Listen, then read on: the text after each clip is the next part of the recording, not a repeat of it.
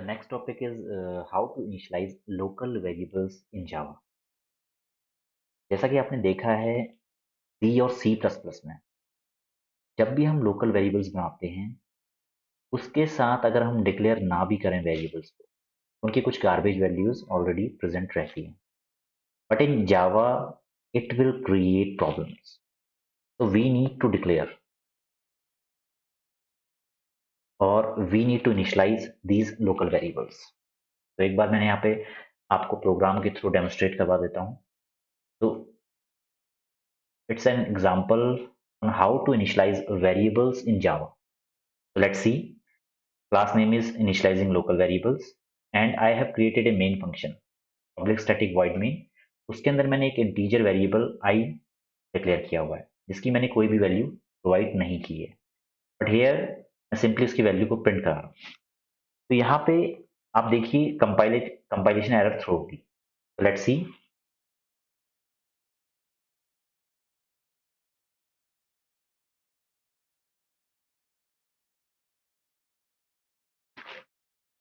Java C, after that initializing local variables.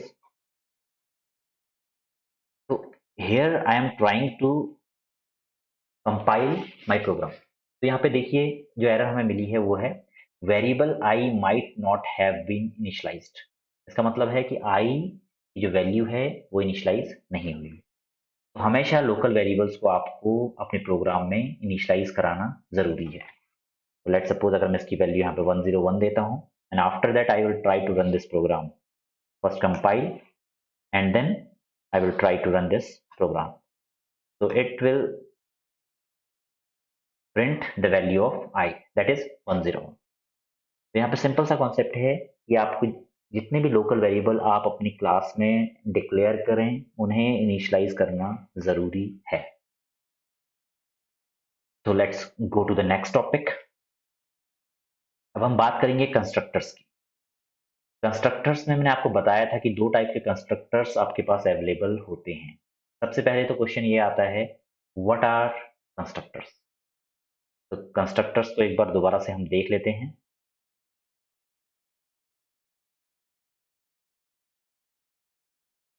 See, two type of constructor we have: default constructor and parameterized constructor. Default means where if we haven't declared or we haven't created any constructor in the class, then this constructor by default is created by your class. That is known as default constructor. इसका कोई argument नहीं होता है। Without any argument, without any instruction, this default constructor is created by class. और parameterise constructor ऐसे constructor होते हैं जो आपको एक्सप्लिसिटली अपनी क्लास में डिफाइन करने होते हैं। आपको यहाँ पे कुछ पैरामीटर उसके अंदर पास करने पड़ेंगे and after that these parameters are used by that constructor for initializing some values. आपकी जो क्लास के अंदर कुछ वेरिएबल्स या एट्रीब्यूट्स हैं उनकी वैल्यू को इनिशियलाइज करने में ये पैरामीटराइज कंस्ट्रक्टर आपकी हेल्प करेंगे। तो जैसे एग्जांपल मैंने यहाँ पे आपको दिखाया था, एक आपकी क्लास है बाइक। जब कंपाइलर इस क्लास को कंपाइल करता है तो बाय डिफॉल्ट आपका एक कंस्ट्रक्टर क्रिएट हो जाता है। सिंपली यहाँ पे देखिए पैरामीटराइज कंस्ट्रक्टर आपको बनाना है। आपके पास एक क्लास स्टूडेंट है, constructor is having same name as the class और यहाँ पे आप पैरामीटर पास कर देंगे। After that in the curly braces you will initialize your attributes. तो पैरामीटराइज कंस्ट्रक्टर का ये काम है। उसके बाद मैंने जावा कंस्ट्रक्टर और मेथड के बीच में आपको डिफरेंस भी बताया था, आई थिंक आपको याद होगा। तो let's go directly jump into the example. सीधे हम प्रोग्राम की तरफ रुख करते हैं। यहाँ पे मैंने एक प्रोग्राम बनाया हुआ है जिसमें मैंने एक क्लास बनाई है एम्प्लॉई 1। अब यहाँ पे देखिए इस एम्प्लॉय के पास 3 एट्रीब्यूट्स हैं। First is first name, last name and birth year. ये 3 एट्रीब्यूट आपके पास अवेलेबल है। इन तीनों की वैल्यू मैंने null, null and zero set की हुई है और तीनों ही मैंने as a private variables create किए हुए हैं। First name and last name is having data type as a string, while birth year will be having data type as integer. अब यहाँ पे देखिए मैंने सिंपली यहाँ पे डिफॉल्ट कंस्ट्रक्टर को मैंने यहाँ पे ओवरराइट किया हुआ है। अगर आप डिफॉल्ट कंस्ट्रक्टर को एज इट इज रखना चाहते हैं तो आप रख सकते हैं, मगर मैंने यहाँ पे डिफॉल्ट कंस्ट्रक्टर को ओवरराइड कर दिया है।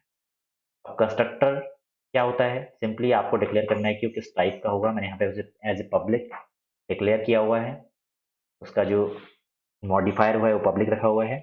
After that the constructor will be having same name as the class, then round parenthesis, then curly parenthesis. उसके अंदर मैंने तीनों attribute first name, last name, birth year, तीनों की वैल्यू को इनिशियलाइज कर दिया है। तो ये आपका है default constructor that is override, जिसको मैंने ओवरराइड किया। ओवरराइड का मतलब आपने लेट सपोज कोई पेंटिंग ड्रॉ करनी है, आपने फर्स्ट उस पेंट लेट सपोज आपने एक पेंटिंग ड्रॉ की, उस पेंटिंग में आपने कुछ माउंटेन्स, कुछ रिवर्स ड्रॉ की। अब माउंटेन्स का कलर आपने ड्रॉ किया है ब्राउन। ओवरराइड का मतलब होता है कि इनिशियली माउंटेन का कलर ब्राउन था, आपने ये सोचा कि ब्राउन कलर सूटेबल नहीं है, तो आपने उसे ब्राउन एंड ग्रीनिश, इसका एक मिक्स देना चाहा है, तो आप उसके ऊपर दोबारा से एक कलर करते हैं। तो ओवरराइड मीन्स जो ऑलरेडी उसके ऊपर कलर था उसको आपने उसके दूसरे कलर से थोप दिया, मीन्स दूसरा कलर अब पुराने कलर की जगह ले लेगा। सिंपली जो आपका ओवरराइडेड कंस्ट्रक्टर यहाँ पे क्रिएट किया हुआ है उसने आपके डिफॉल्ट कंस्ट्रक्टर की जगह ले ली। तो जब भी आप एम्प्लॉय वन क्लास से कोई ऑब्जेक्ट क्रिएट करेंगे विद डिफॉल्ट कंस्ट्रक्टर और विद नो आर्क्स कंस्ट्रक्टर, तो सिंपली आपका ये कंस्ट्रक्टर रन हो जाएगा। And second thing, parameterize constructor. अब यहाँ पे तीन वेरिएबल हैं, तो तीनों वेरिएबल के हिसाब से मैंने तीन यहाँ पे constructor that is parameterize constructor यहाँ पे क्रिएट किए हुए हैं। पहले कंस्ट्रक्टर में मैं सिंपली एक value first having data type string pass कर रहा हूं, जो कि आपकी फर्स्ट नेम में सेट हो जाएगी। सेकेंड कंस्ट्रक्टर में दो वैल्यू फर्स्ट एंड लास्ट पास कर रहा हूं, that will be set in first name and last name. And in third constructor, I will be passing three variables, first, last and year, जो कि तीनों जाके आपके तीनों वेरिएबल में सेट हो जाएंगे। तो ये तीन आपके क्या हैं, पैरामीटराइज्ड। पैरामीटराइज का मतलब यहाँ पे आपने कुछ पैरामीटर यहाँ पे अपने कंस्ट्रक्टर में पास किए हुए हैं। पहले में एक पैरामीटर, दूसरे में दो parameter, and third constructor three parameter. तो this is the way your parameterized constructor are created in Java. अब देखिए मेन फंक्शन में आते हैं। Public static void main string args. सबसे पहले मैं यहाँ पे एक reference variable that is object create कर रहा हूँ। ऑब्जेक्ट का नाम है E1। अब यहाँ पे ध्यान देने वाली चीज जो है वो है, आपने यहाँ पे जो एम्प्लॉय 1 और राउंड ब्रेसेस लगाए हुए हैं, ये डिनोट करता है आपके no args, without any arguments constructor को यहाँ पे ये कॉल कर रहा है। ठीक है, तो it will call no args constructor that is this one. तो सिंपली जैसे ही आपका ऑब्जेक्ट क्रिएट हुआ E1, फर्स्ट नेम में आपका अजय सेट हो जाएगा, लास्ट नेम में कुमार, एंड बर्थ ईयर में 1992। तो अगर नेक्स्ट स्टेप में आप इसकी वैल्यू यहाँ पे प्रिंट करवाएंगे, प्रिंट करवाने के लिए सिंपली ऑब्जेक्ट डॉट एट्रीब्यूट, तो आपकी वैल्यू यहाँ पे प्रिंट हो जाएगी। तो आपको first name Ajay, last name Kumar and birth year 1990। It will call single argument constructor, the second one.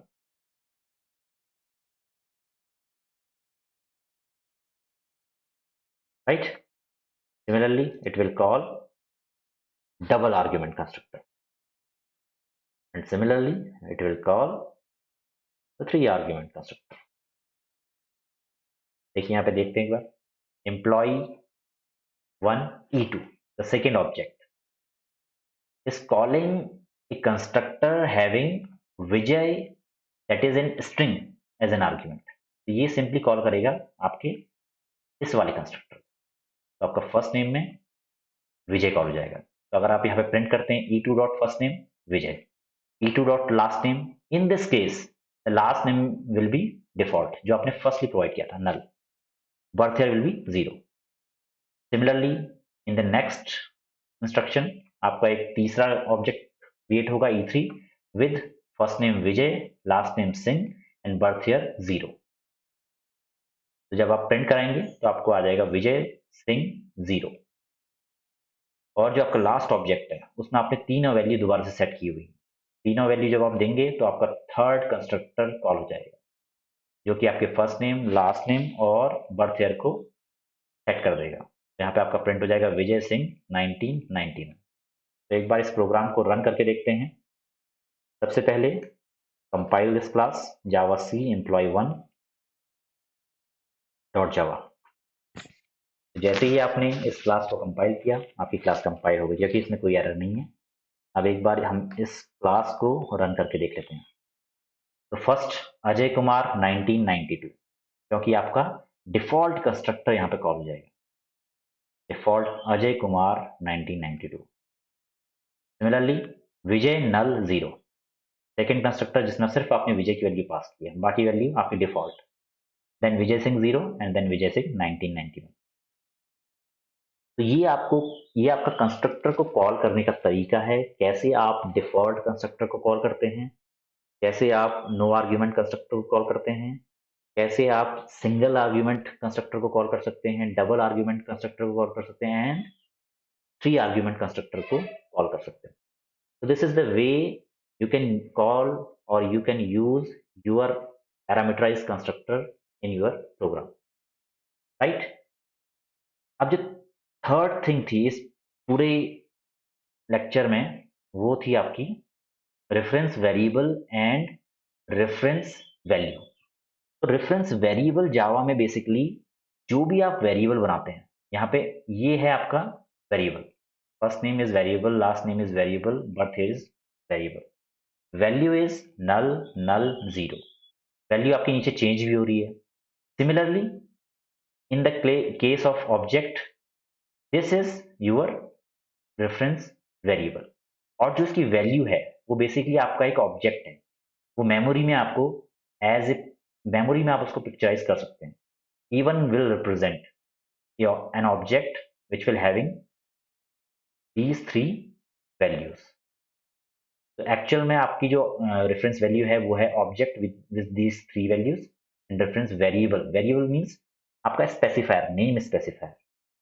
जैसे कोई ह्यूमन है, ह्यूमन का नाम आपको डिफाइन, ह्यूमन आप किस नाम से जानते हैं वो आपका रेफरेंस वैल्यू मींस इस एम्प्लॉय को रिकॉग्नाइज करने का तरीका क्या है, वो है E1, while the values that is present inside this object are Ajay Kumar 1992.